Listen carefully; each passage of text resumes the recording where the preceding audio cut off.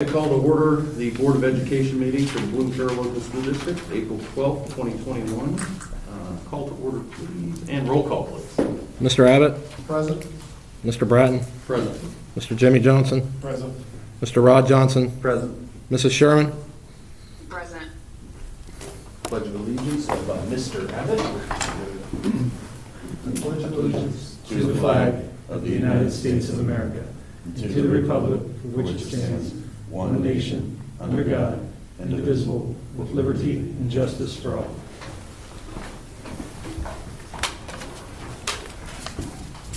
Item number 4, approval of agenda. Don't think we have any addendums. I think we're good as is. Can I get a motion to approve the agenda, please? So moved. Second. Motion made by Mr. Rod Johnson, second by Mr. Jimmy Johnson. Roll call, please. Mr. Rod Johnson? Yes. Mr. Jimmy Johnson? Yes. Mr. Abbott? Yes. Mrs. Sherman? Yes. Mr. Bratton? Yes.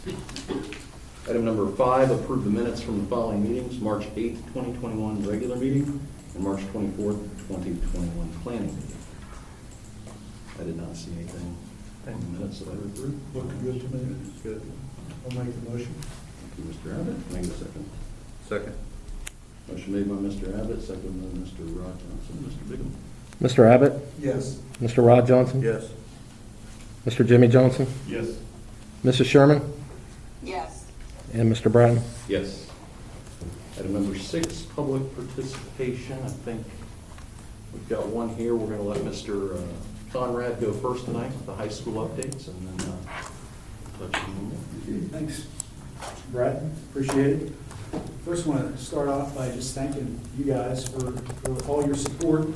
I know it's been a tough year for everybody, and I can honestly speak for the staff at Bloom Carroll High School, and just like to thank you guys for all that. Typically, for our participation, I talk about what's going on at the high school. Today, I want to show you guys some of the things that we're doing at the high school with some of the new courses that we started last year and some that we're going to begin next year. So Mr. Hahn's going to start a video of our new course for next year. It's an intro to broadcasting and advanced broadcasting that our students have put together for our morning announcements from a couple weeks ago.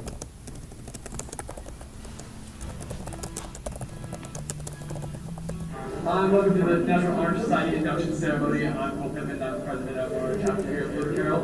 We're really excited to have all these new inductees inducted. And this is the NHS induction ceremony, and we're really excited to finally be inducted after like a year of not being inducted. Super exciting. I'm Kaylee. I'm Sammy. I'm Emily. You're all juniors, right? Yeah, we're all juniors. Great. How does it feel being a junior and your first time in an NHS event? We're super excited. Everyone arrived, and current and incoming members waited for the practicing to begin. Once everyone found their seats, the officers ran through their respective speaking parts. Anticipation grew as the families began to file in. For the next hour, every one of Bloom Carroll NHS chapter's members were all recognized, stating their future plans as well as the many activities they're all involved in. Overall, the event went great, and the school was able to recognize some of its brightest students. Good morning, my name's Eric. And my name's Sean. We're coming at you live from Studio BC. This is your Wednesday morning announcements.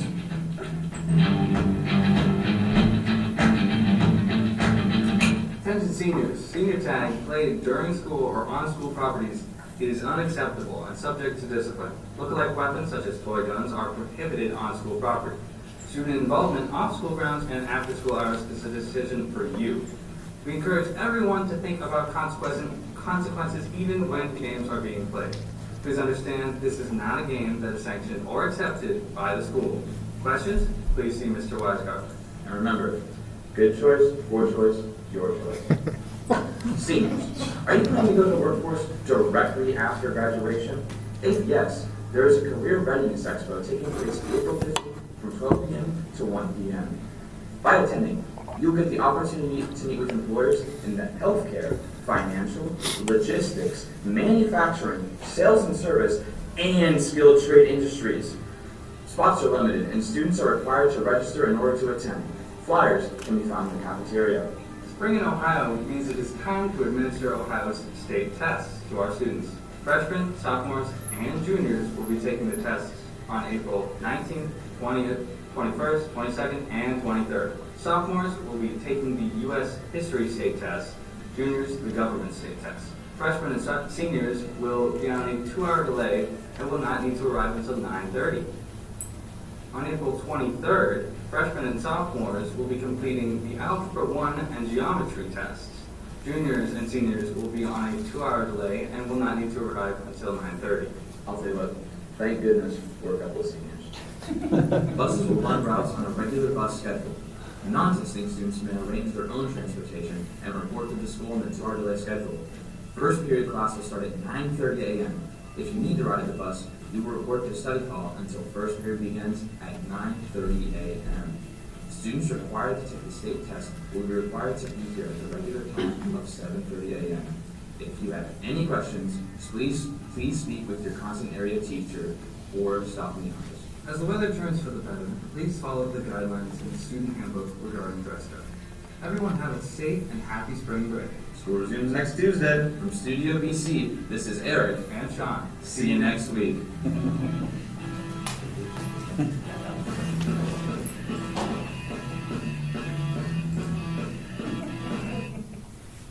So there's just a glimpse of one of the courses that we hope to offer next year. This year it's just a club.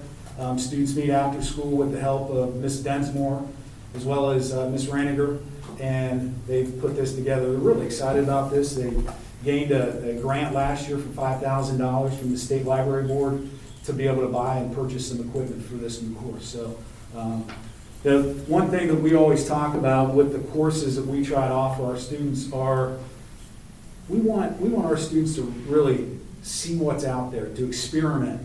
We're used to the math, the science, the social studies, the English courses, but what else is out there? What else can they experience that they may get a taste of and really enjoy and take in as a career?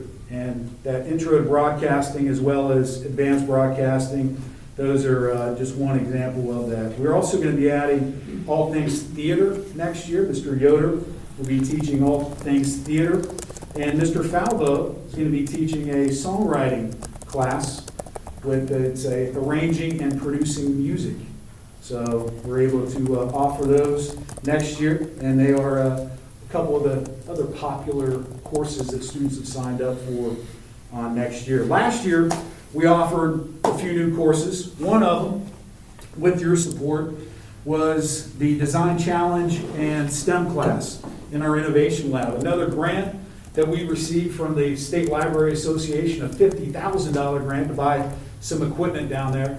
And I provided, or actually the Innovation Lab with the instructor, Miss Goody, and the students have provided you a keepsake of some of the things that they have created down there. I gave everybody a QR code that Hunter Raber, a student in the Design Challenge and STEM class, made today, actually. It's a QR code which links to a website called Linktree, which you can find all of the high school social media websites on. So you'll find our YouTube channel, if you want to see some of the broadcasting class a little bit more in detail. The Twitter account, our Instagram account, those are all on there through this.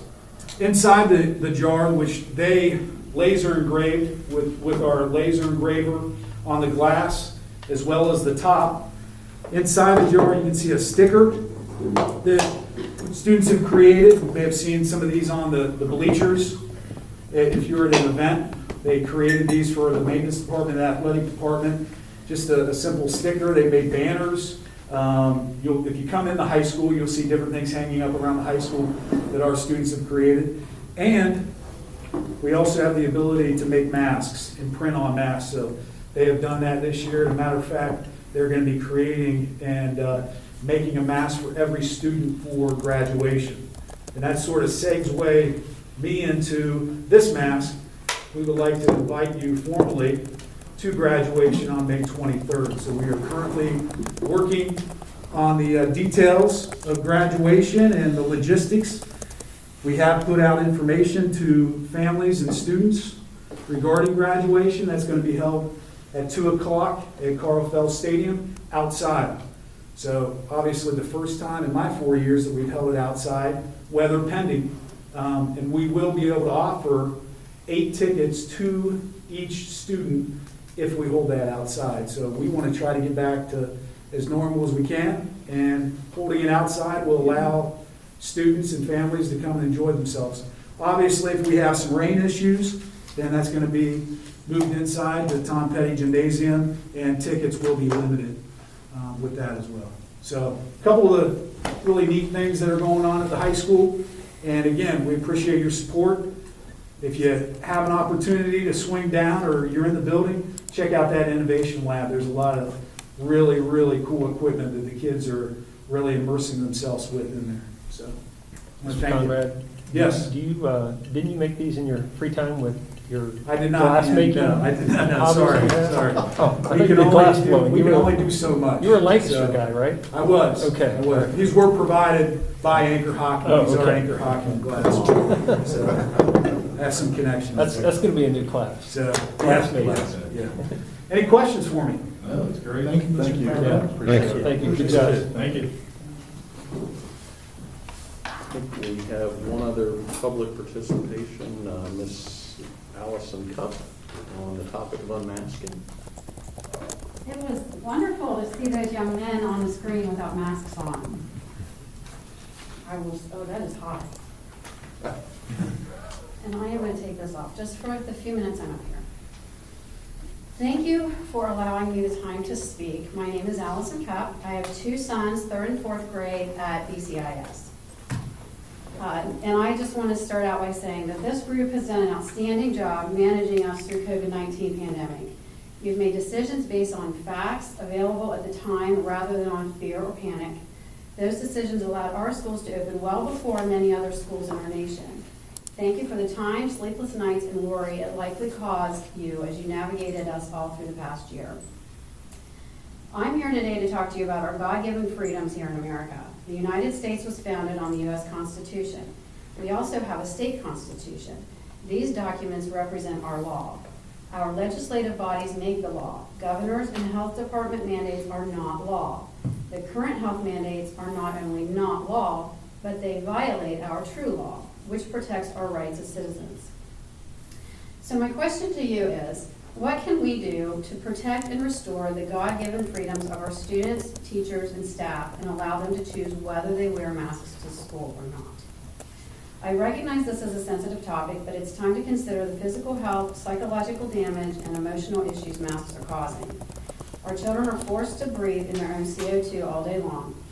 Some wear filthy masks, and the masks often get wet or damp throughout the day. These problems are not only going to get worse as the temperature, these are going to get worse as the temperature continues to increase. A German registry from 2020 about adverse effects of masking children had entries from over 20,000 doctors, parents, and teachers. It was found that the following side effects occurred in children: irritability, 60%, headache, 53%, difficulty concentrating, 50%, decreased happiness, 49%, and it goes on down from there. Our children are being conditioned to accept masking even though it has been shown to break people down psychologically. Suicide rates skyrocketed last year, making it the #1 cause of death among young people, not only attributed to the mask, but to the pandemic as a whole. Covering the kids' faces takes their individuality and strips them of the ability to connect with others through a smile. Were these possible side effects considered when the mandates were made? Does the so-called protectiveness of 8-hour-a-day mask wearing outweigh these dangers? I do not think so. Some additional points to consider are: 1, studies have shown that schools and the very young are not major spreaders of COVID-19. The virus is fragile and inactivated by sunlight and ventilation, therefore there's no need to mask outside. Due to warmer weather in April and May, the classrooms and school buses will be able to have windows open much more frequently and the ventilation will be improved.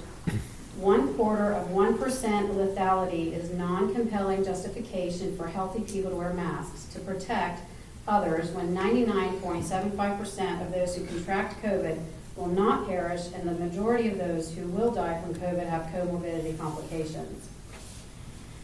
All adults have had the opportunity to get vaccinated, or nearly all of them. Students should be permitted to continue to wear masks if they or their parents so desire.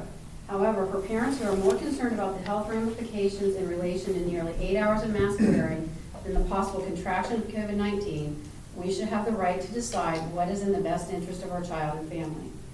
Several weeks ago, I posted a survey on 3 local Bloom Carroll-related Facebook pages to better understand the opinions of our community. I had 175 people respond. Almost 70% of respondents do not want their children wearing masks at school. 5% supported unmasking if the other precautions remained in place. The remainder want the masks to continue to be worn, some stating masks should be required until all students are vaccinated. I am here today to represent the majority. We want to be heard and we want to have an influence within our school district. We have followed the rules, we've made sure our kids have followed the rules, we've been respectful, but now we're frustrated. The government overreach is affecting our rights as Americans. Worse yet, it is negatively impacting our children. As a parent, I am the one who is morally, financially, emotionally, and physically responsible for my child, as I should be. If my child is adversely affected or harmed by a government mandate, I will be the one left to handle it, not the health official who recommended it, or the politician who mandated it, or the school board who enforced it. These medical decisions must be left up to the parent to make. We are the ones who have everything to lose. I have viewed the decisions this group has made with the utmost respect, and you have had my complete and vocal support. Your decisions have displayed fearlessness as you analyzed the data. You did not make decisions based on emotion or fear. You made them on truth and facts. I am asking you to do so once again. Please be a school board of leaders. We have overwhelming parental support to allow us the ability to decide for our own children whether they need to be masked throughout the school day. We have only 6.5 weeks of school left, and it's time to let our children breathe easy. It's time for them to see the faces of their teachers, and it's time for their teachers, bus drivers, and all the other dedicated staff to see the beautiful smiles of their children. Thank you. I have just one thing I'd like to add, if I may. My inspiration is my 4th grade son, who decided he's tired of wearing masks. So, the 4th graders really only have access to 2 classes. So his and then his partner class. So he has a petition of all of the students in those 2 classes who think they should not wear masks. And he also got a rally going in the cafeteria, and 79 kids raised their hands that they didn't wear them. So I told him I would make sure that you guys knew that. Thank you for your time. Thank you.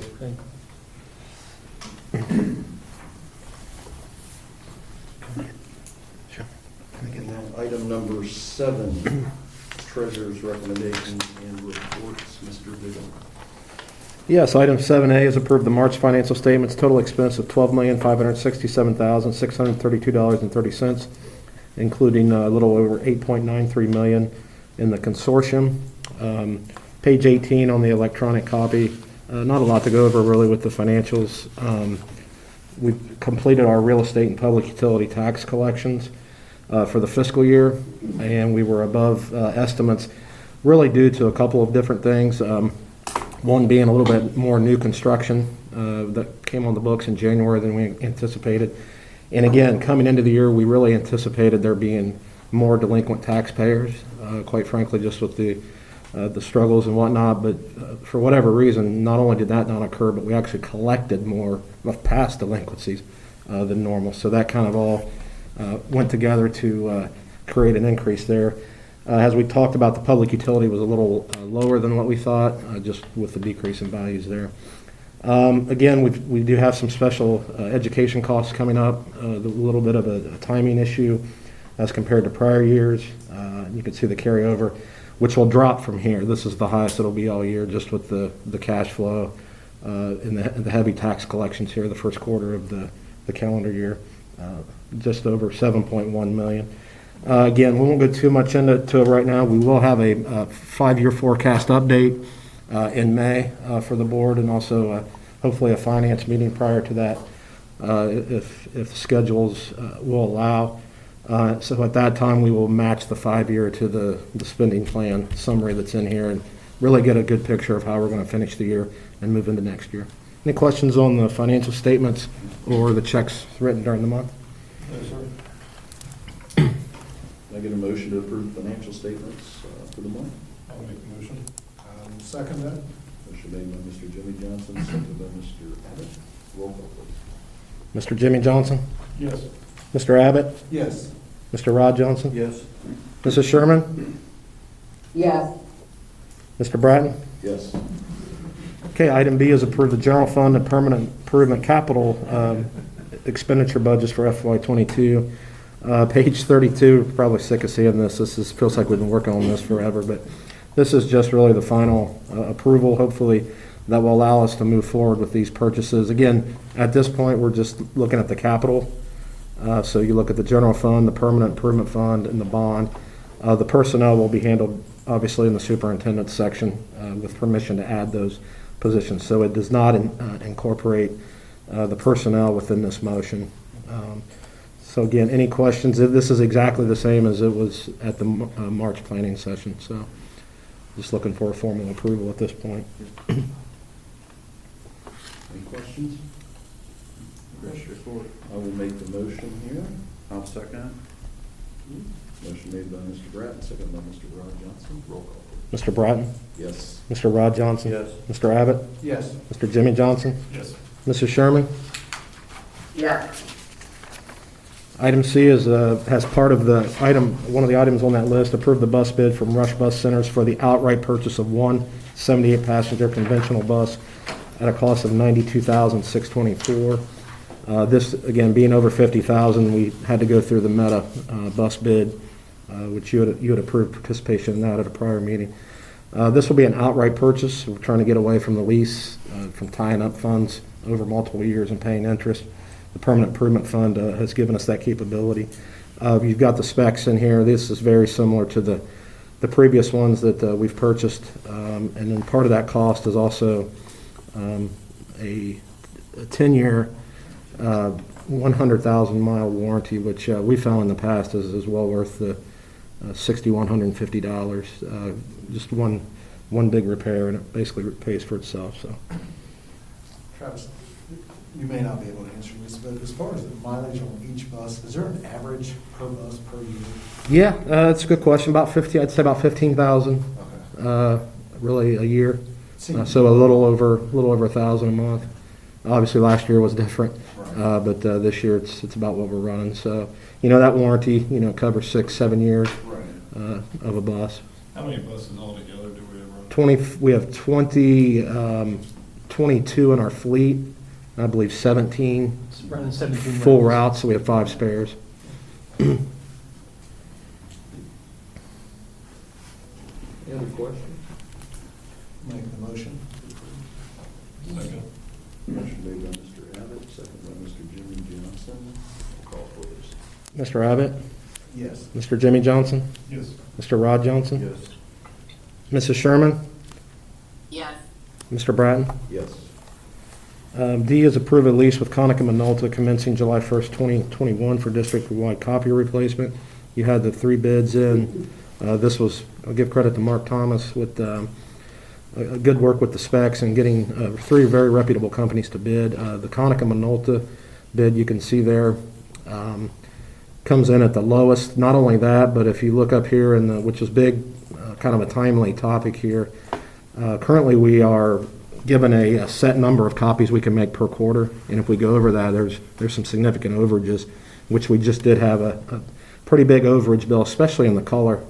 The color copies, really district-wide. There wasn't one building, including the superintendent's office, that was that wasn't over with the. For the record, I found out that it was set on color. Everything was, even black and white printing was going to color. Yeah. Because it was set on the default for color, so I've got some justification on my printing. Have we said that to everybody, though? I mean, He sent out something, but I mean, now it's unlimited color. I don't know if we're going to broadcast that, Yeah, but Travis is going to finish the details, but this is a good deal compared to where we're at. yeah, without the overages and just have this cost center. And here you can see just our fleet. Anything that has a C beside it, within the model number is a color. So you can see the majority of those would still be color. Within the new building, those last 4 would all be going into the new building. So we feel like that will suffice for coverages there. You can see the pages per minute. I don't think we'll have to add one. You never know moving into a new building, but at least for now, we feel like this is a good lease for the next, it's for 5 years. So, Saves us, just so you guys know, $5,500 a month. We're paying somewhere around $8,000 a month right now. So, It's great. yeah, over 12 months, 10 months, we'll save quite a bit of money with this contract. And unlimited color. So, Protects you a little bit. default setting was color. I didn't know that. Any other questions for Mr. Hahn on his color copying habits? Can I get a motion to approve? So moved. I'll second that. Motion made by Mr. Rod Johnson, seconded by Mr. Bratton. Roll call, please. Mr. Rod Johnson, Yes. Mr. Bratton, Yes. Mr. Abbott, Yes. Mr. Jimmy Johnson, Yes. Mrs. Sherman, Yes. and finally, we're happy to be able to recognize the following donations to the Bloom Carroll Local School District. Travis and Jen Evans, face masks for Bloom Carroll Primary School. Alan and Stephanie Dinsmore, iMac desktop for Studio Bloom Carroll. Timely there with Mr. Conrad's presentation. And L Brands, very generous donation of 15 Henry Bendel suitcases for the Sunny Day Project, which supports foster teens. So again, we continue to get these very generous donations to pretty much each and every board meeting. Thankful for that. Very good. Can I get a motion? I will make the motion. Second. Motion made by Mr. Abbott, seconded by Mr. Jimmy Johnson. Roll call, please. Mr. Abbott, Yes. Mr. Jimmy Johnson, Yes. Mr. Rod Johnson, Yes. Mrs. Sherman, Yes. and Mr. Bratton. Yes. Thank you. Thank you, Mr. Bigham. Item 8, no old business. Item 9, superintendent recommendation report. Mr. Hahn, I will turn it to you. Yeah, so I will just try to provide an update here. It kind of came up during the public participation, but there have been 18 orders by the Ohio Department of Health that have been rescinded. However, the K-12 mask order is still in effect from August 13th, 2020. Also, the reporting and notification order is still in effect every time there is a COVID case within the district. I still am required to send those notices out regardless if the student was in attendance during the 48 hours prior to the onset of symptoms or prior to the onset of a positive test in an asymptomatic case. So again, what the Ohio Department of Health tried to do, whether you agree, disagree, or it's right, wrong, or indifferent or whatever, but they tried to simplify all these orders over the past 13, 14 months and put them into just a few. But I want to make sure that people also understand, and the board understands, that at this time the K-12 school mask order from the Department of Health is still in effect, and the reporting and notification order. I will admit my life and everybody's life would be easier if we didn't have to do these things, but the Department of Health has makes their decisions, and they are what they are, whether we agree or disagree at this time. There was a new order issued on Monday, and Monday night I emailed the Director of Health because there was some confusing language in it that was conflicting. And by Friday this week, they had issued, last week, the 8th, they issued an amended order already to the one issued on the 5th. And basically it's trying to emphasize the importance of social distancing, hand washing, masking indoors, outside if you're 6 feet apart. It's not necessary. So there, some of the youth sports and collegiate and professional sports orders and sections of that were very specific about masking at, track events or baseball or football games or basketball games. That order had been rescinded, but they consolidated the masking into this new order that was amended on Friday the 8th, that basically says if you're outside and you're 6 feet apart from people, or if you're just within, your close proximity of your family or household members, and you're 6 feet apart from everybody else, then you don't have to wear them if you're outside. But indoor public places, they're still requiring this. They did remove the outdoor limit in terms of capacity for outdoor venues, but you still have to maintain 6 feet at your venues. So in the stadium, we can only allow so many in. There's not a set percentage. It used to be 30%. They removed that fixed capacity, but you still have to be able to keep people 6 feet apart. at those events. If you're at an indoor venue, such as our gym, it's a 25% fixed seating capacity. So 25% of our fixed seating is what this new order recommends, not recommends, what they require. With graduation, Mr. Conrad hit on it. You have an invitation. Please let me know or email Connie Berta on your invitation. Let her know if you can attend on May 23rd at 2 p.m. at Carl Fell Stadium. Mr. Conrad addressed the ticket allotment, where we believe, based upon the capacity, we can do 8 tickets per graduate. If we have to move inside, it will be an issue, but families have received that communication. 2 questions. Yeah. One, is OHSA still having observers at outdoor events? So I know at indoor events, they had observers. They have not sent any notices out that they have stopped doing that, but throughout the winter and of course in the fall, they had observers. They haven't sent any notices out that they've changed that practice. They're supposed to notify you if they send somebody out ahead of time. So The second one was outdoor 8 tickets. What's inside? If we move it inside? Two. Okay. Yeah. Our capacities, it's Limited. 1,800, 25% of 1,800. It was like 400 to 425, I believe. So with 170 graduates, you couldn't split the third ticket. 2.3, whatever it was, 2.7. So we're at 2. For prom is coming up this Saturday at Blessing Farmstead in Lancaster, as you guys have approved. That'll be, I believe, 7 to 9:30, right, Mr. Conrad? Right. And hopefully all goes well there. Ohio State tests have began today in the intermediate school. They started with the language arts, reading language arts today. The middle school and high school will begin testing next week. I met with Representative Brian Stewart from the Ohio House 78th District, just advocating and discussing school funding, concern over school vouchers, state testing, some concerns with current ACT requirements, and some bills that pertain to FAFSA. And I also discussed the concern with health orders and the pandemic orders. The General Assembly has the ability to act on June 23rd to override the governor and the director of the Ohio Department of Health.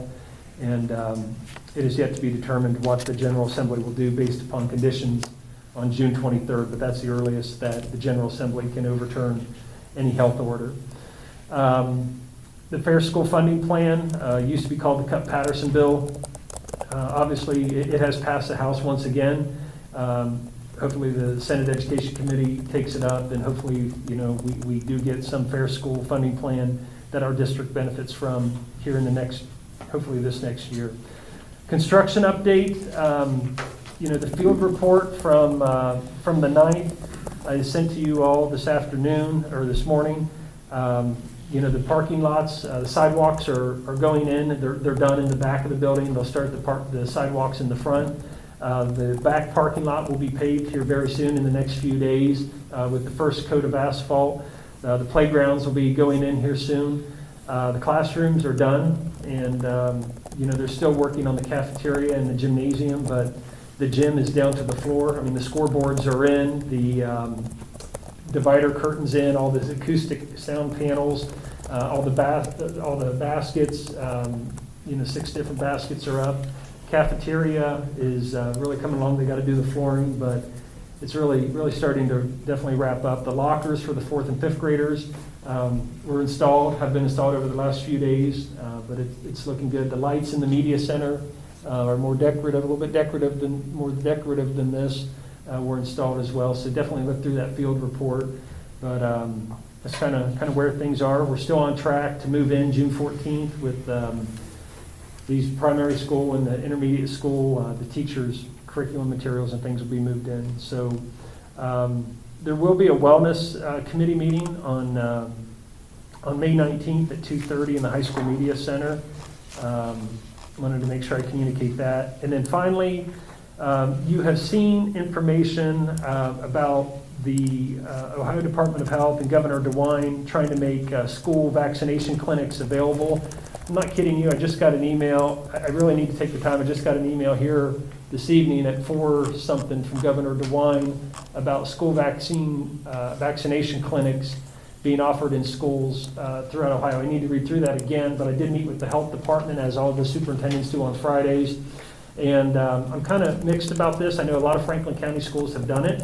A lot of different people have different opinions about this. Whatever we can do to get life back to normal, I'm all about it. I know that some people believe in this, some people do not when we talk about the vaccines.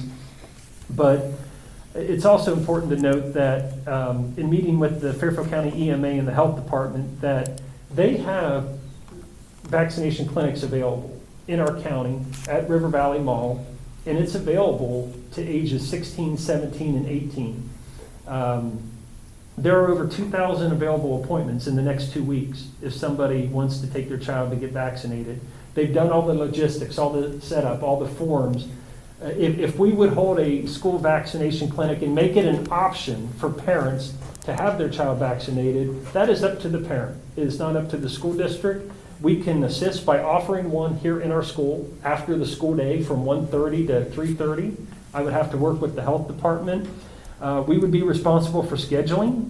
I'm not surprised, but we would be responsible for scheduling, sending out the consent form on behalf of the Fairfield Department of Health. Parents could even get vaccinated here at the school with their child if they wanted to. Again, it's not something that we're necessarily suggesting, but at the same time, people are going to say, well, this school district's offering it, why aren't you? So again, this whole past 13 months has been nothing but political and polarizing, and no matter what decision you make, you can't make the right one. There's always a group of people that disagree with you. So, I don't know if you guys have any thoughts or comments on this. There are some schools in our county that will be offering vaccine clinics at their school. There are some that will not. But I think it's important that you guys also know that I can assist and the district can assist with communicating that vaccines are available online at River Valley Mall, and there's 2,000 available appointments as of this afternoon, according to John Coaches, the director of EMA for Fairfield County, and according to the director of nursing for Fairfield County. So what is the benefit? I mean, what is the benefit? Is the convenience? It's the convenience. It's the convenience that it can happen right here. They believe that some people don't have transportation. Now, I do know that Lancaster Public Transit will transport people that don't have transportation to the mall to get a shot. So does that include out in the county, like for us, for example? It won't transport them out of the county. It's Lancaster Transit will only transport people in Fairfield County, within Fairfield County. Okay. I just, in my opinion, we as a school district, do we want to get into the healthcare facility business? Especially when we're 5 minutes, 8 minutes from Lancaster. Yeah. And there's 2,100.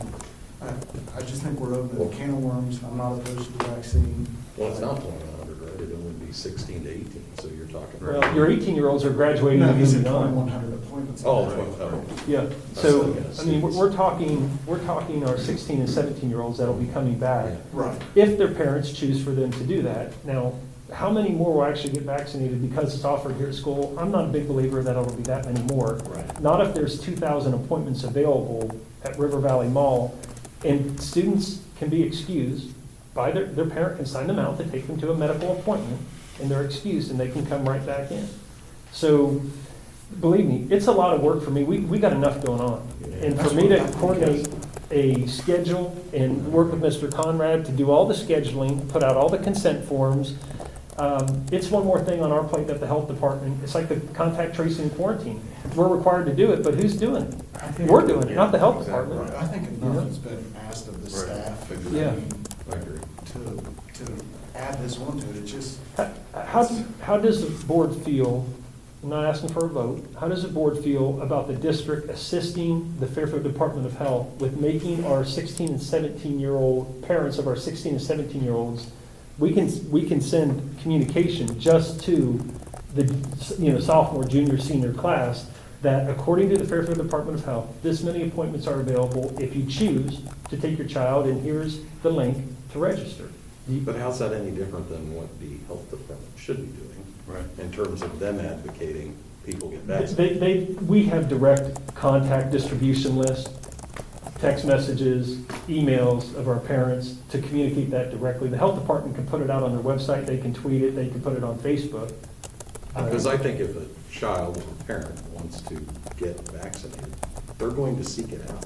Yeah. I need the school to tell me when to get vaccinated. I think it's a good solution to Right. need it. Well, I think we're gonna have questions when you start seeing some neighboring districts, and I mean neighboring districts, offering clinics, and then parents are saying, well, what's going on with Bloom Carroll?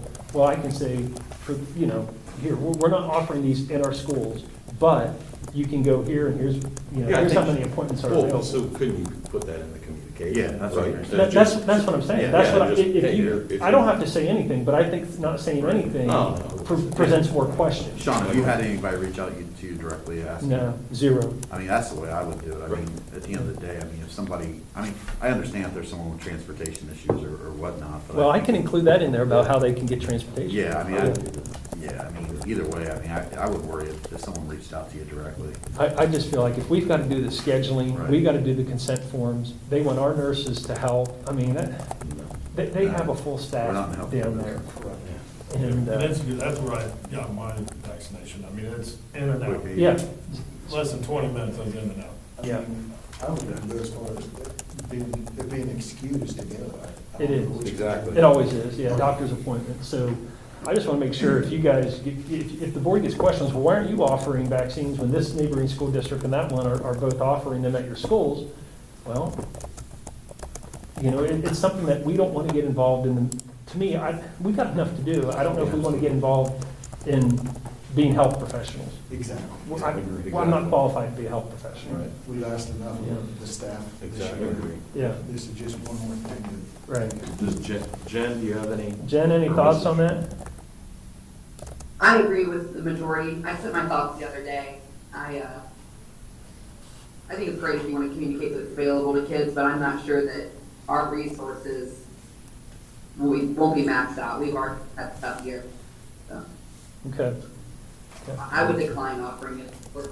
And doesn't the vaccines have to be a certain temperature and, I mean. Right, exactly. Yeah, and they would, And all that. yeah, and they would coordinate all that. The health department believes and EMA believes they can do that here without any problem, just like a lot of the Franklin County schools did. I mean, they could do all of our kids within a couple hours in terms of the 16 or 17-year-olds that want to do it and whose parents choose for them to do it. But again, we have to do all the work. They just show up and administer the shots. And then we've got to have nurses supervise those that have been vaccinated, even assist in vaccinations. That's an issue for me, but you're gonna see the county pretty divided. You're gonna see some schools offering these and some schools not. I just want to make sure we're on the same page and that you guys have the information and understand maybe why. Yeah, I think it's a good solution. Big time, absolutely. Okay. All right, so that was my update. Let's jump on to number 9B, students and programs. I want to recognize the 4 seniors and 40 juniors inducted into the National Honor Society on March 16th, 2021. Our seniors were Kylie Anna Hansley, Ashley Bainter, Prospera Cantor, and Alexis Polonis. Our juniors, Chase Allwood, Kevin Benedict, Sierra Blankenship, Emmy Brangman, Sarah Burke, Allie Carter, Victoria Klein, Catherine Crow, Kirsten Dawson, Evan Dozer, Trinity Drodowski, Ashley Eveline, Luke Farrell, Elena Ford, Adia Glean, Noah Gumbus, Emma Goff, Logan Hardacre, Megan Height, and Clara Jackson. On the next page, Aiden Kirby, Abigail Lister, Alexa Luke, Cameron Malone, Sophia McDowell, Jameson Meyer, Dalton Muck, Hayden Price, Eli Rickley, Faith Seals, Gretchen Seipel, Mitchell Shadwick, Samantha Stitt, Kaylee Strayer, Catherine Wiley, Jacob Winterton, Bo Weiscarver, Carol Wood, Dylan Weinkoop, and Gabriella Young. Number 2, approve the 2021-22 high school registration guide. And number 3, approve a trip to the Ohio FFA camp in Carrollton, Ohio for approximately 30 Bloom Carroll FFA students on June 7th through 11th, 2021 to be chaperoned by Christy Bachman. Any questions? I do not. So I'll make a motion. So moved. Second. Motion made by Mr. Abbott, seconded by Mr. Jimmy Johnson. Roll call, please. Mr. Abbott? Yes. Mr. Jimmy Johnson? Yes. Mr. Rod Johnson? Yes. Mrs. Sherman? Yes. And Mr. Bratton? Yes. Okay, 9C, Personnel and Employment. Approve substitute list number 9 for the April 2021, as submitted by the Fairfield County ESC. Number 2, approve the employment of Kyle McFerrin as high school health and physical education teacher on an initial sequence, 1-year limited contract at step 10 with a master's degree, pending timely receipt of verifications and background checks and effective with the 2021-22 school year to fill the vacancy created by the resignation of John Jeffers. Just want to point out to the board, Kyle, Mr. McFerrin, is with us here this evening, so Thanks for coming. yeah, please say hello. Hello. Number 3, approve the employment of Jennifer Bradley as an elementary school teacher assigned to 5th grade on an initial sequence 1-year limited contract at step 4 with a bachelor's degree, pending timely receipt of verifications and background checks and effective with the 21-22 school year, and that is to fill the vacancy created by the voluntary transfer of Abby Dybel to the middle school. Number 4, approve increasing the hours of Amanda Jablonski, elementary school counselor, from 0.8, 4 days a week FTE, to 1.0, effective with the 21-22 school year. Number 5, approve increasing the hours of Rebecca Robers, elementary school custodian, from 6 hours per day to 8 hours per day, effective July 1st, 2021. Number 6, approve increasing the hours of Michelle Snoke, elementary school custodian, from 4 hours per day to 8 hours per day, effective July 1st, 2021. Number 7, approve the addition of 1 8-hour per day custodian, effective with the 21-22 school year. Number 8, approve the addition of 1 2.5-hour per day lunchroom monitor at the middle school, effective with the 21-22 school year. Again, we've talked about that. That should really be at very limited cost because we have 3 lunchroom monitors that are 3 hours that will be reduced down to 2.5 because we'll only have 3 lunches in our middle school compared to 4 with 5th grade moving out. Okay, but we need more supervision when we split the kids in 6th grade, 7th grade, and 8th grade. We need more supervision outside and inside. Approve the addition of 2.5 hours per day lunchroom monitor at the high school, effective with the 21-22 school year. Number 10, approve the addition of 1 part-time computer tech on a 185 teacher day 9-month calendar, not to exceed 20 hours per week, effective with the 21-22 school year. Number 11, approve the following request for FMLA leave of absence for Michelle McGee beginning March 31st, 2021 for up to 60 days. Number 12, approve the following request for unpaid leave and dock days for 2 days for Danielle Louie on March 18th and 19th, and 1 day for Nicole Bigham on April 16th. Number 13, approve a request for an unpaid medical leave of absence for Joe Woodburn, bus driver, effective April 10th, 2021 for up to 1 year. Number 14, approve the following academic supplemental contracts for the 21-22 school year, pending receipt of verifications and background checks, and that would be Mackenzie Bartelt, the color guard advisor at Group B, 6 years experience. Number 15, approve the following athletic supplemental contracts for the 21-22 school year, pending receipt of verifications and background checks. That would be, as presented, A through C, Kyle McFerrin, varsity volleyball, middle school faculty manager in the fall, middle school faculty manager in the winter. Number 16, approve Hayden Morris as a 2021 summer IT worker at $10 per hour, effective May 10th, 2021. Number 17, approve the following 2021 summer custodial workers to be employed on an as-needed basis, pending timely receipt of background checks. And that would be as presented A through J. Number 18, approve the employment of the following classified substitutes for the 21-22 school year. A, your aides and lunchroom monitors, as presented 1 through 32. B, cooks, as presented 1 through 12. C, your custodians, as presented 1 through 11. School nurses, D, as presented 1 through 5. Our secretaries, E, as presented 1 through 15. F, our IT auditorium assistants, as presented 1 through 2. G, the IT department assistant, Hayden Morris. And H, our bus aides, as presented 1 through 6. And finally, Section I, transportation substitutes as presented 1 through 19. That's it. Wow. There you go. Any questions? I will make the motion. I will second that. Motion made by Mr. Bratton, seconded by Mr. Abbott. Roll call, please. Mr. Bratton? Yes. Mr. Abbott? Yes. Mr. Jimmy Johnson? Yes. Mr. Rod Johnson? Abstain. Mrs. Sherman? Yes. Okay, Section D, contracts and agreements. Approve the Student Protective Agency as the provider for student accident insurance for the 21-22 school year. Obviously, we make that available to student athletes. There's separate football rider or policy, and also available to parents of athletes that would like insurance during the course of the year. Any questions? I get a motion? So moved. Second. Motion made by Mr. Rod Johnson, seconded by Mr. Jimmy Johnson. Roll call, please. Mr. Rod Johnson? Yes. Mr. Jimmy Johnson? Yes. Mr. Abbott? Yes. Mrs. Sherman?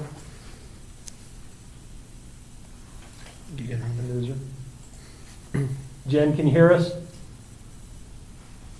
Yes, sorry, yes. And Mr. Bratton? Yes. Okay, nothing under 9E. 9F, personnel resignations and retirements. Accept the resignation of Rebecca Rovers as lunchroom monitor at the primary school effective May 28, 2021, and contingent upon approval of agenda item 9C5. Number 2, accept the resignation of Steve Kennedy as part-time custodian at the middle school effective June 1st, 2021. Number 3, accept the retirement resignation and request for severance of Susan Kennedy as cook with 10 years of service to the district effective June 1st, 2021. And number 4, accept the retirement resignation and request for severance of Cheryl Romine as a bus driver with 32 years of service to the district effective June 1st, 2021. And just want to obviously express our gratitude and appreciation to Mr. Kennedy and Mrs. Kennedy and Mrs. Romine. Both have provided invaluable service to the district for many, many years. Cheryl might have even been a bus driver when some of you were in school here. But obviously we will miss her, and it will be difficult to replace. But in fact, Steve's position, we don't plan to replace at this time. So there's a little bit of a savings there. And Rebecca is moving to 8 hours as a custodian, so we will replace that lunchroom monitor at the primary school. Okay. Questions? Any motion? So moved. Second. Motion made by Mr. Abbott, seconded by Mr. Rod Johnson. Roll call, please. Mr. Abbott? Yes. Mr. Rod Johnson? Yes. Mr. Jimmy Johnson? Yes. Mrs. Sherman? Yes. Mr. Bratton? Yes. Item 10, new business. Approve the following policies for a first reading as presented 1 through 18. Item B, approve designating and referencing Bloom Carroll Intermediate School as the preschool and learning center, effective with the 2021-2022 school year, to house the ESC preschool classrooms and ESC consortium classrooms as approved by the district. Item C, approve the creation and criteria for the Marla Mills Memorial Scholarship in honor and memory of Marla Mills, effective with the 2021-2022 school year.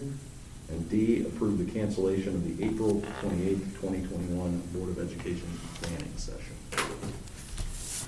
Any questions on those?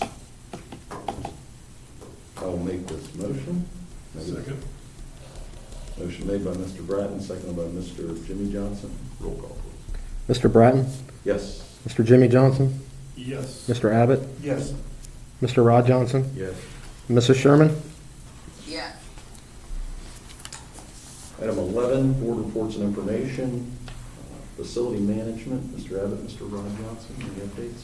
Nothing further with Mr. Robinson? Yep. Everything's going great. Personnel and labor management, I think we'll get to later. OSBA rep, Mr. Rod Johnson, Mrs. Sherman. Nothing at this time. And policy, Mr. Abbott. Just the 18 new items that was discussed. safety, health, and wellness, Mr. Abbott, Mr. Jimmy Johnson. Just other than Mr. Holland informed us about a meeting on the 19th, May 19th, is that right? Yep, 2:30, And where's that at? High School Media Center. And item 6, finance, sounds like we will get together before the next. Yeah, try to meet before the May meeting. Yeah, half hour before. Yes. Item D, upcoming meetings, we've got April 13th, the BC Elementary PTO at 6:30. Looks like the location's still to be announced. The 13th of April as well, Music Boosters at 6:30 at the BC High School Media Center. April 21st, the high school PTO at 7 p.m. at the BC High School cafeteria. May 10th, we have our next regular meeting at 6 p.m. here in this library. And on the 10th as well of May, the athletic boosters at 7 p.m. in the BC Middle School cafeteria. Item 12, adjourn for regular session and go into executive session for the purpose of preparing for, conducting, or reviewing negotiations with public employees concerning their compensation or other terms and conditions of their employment. So moved. Second. Motion made by Mr. Abbott, seconded by Mr. Jimmy Johnson. Roll call, please. Mr. Abbott? Yes. Mr. Jimmy Johnson? Yes. Mr. Bratton? Yes. Mrs. Sherman? Yes. Mr. Rod Johnson? Yes. Time 6:56.